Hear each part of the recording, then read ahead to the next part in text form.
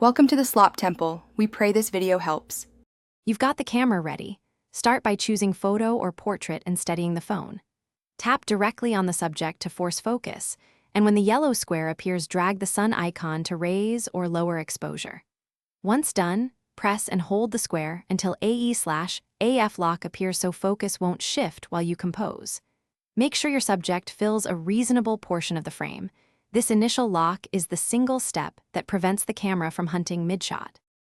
Now refine the focus effect by switching to portrait mode, which creates depth separation you can control. You'll see a suggested distance range.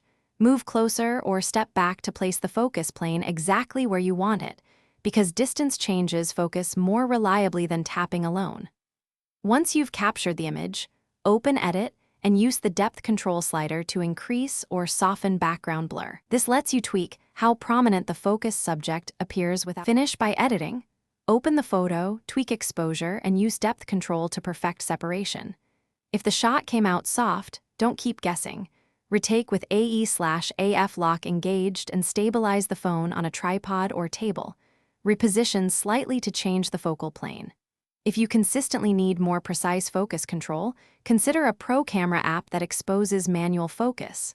Otherwise, the AE/AF lock plus portrait depth adjustments is the reliable, only-way workflow for consistent different focuses on iPhone.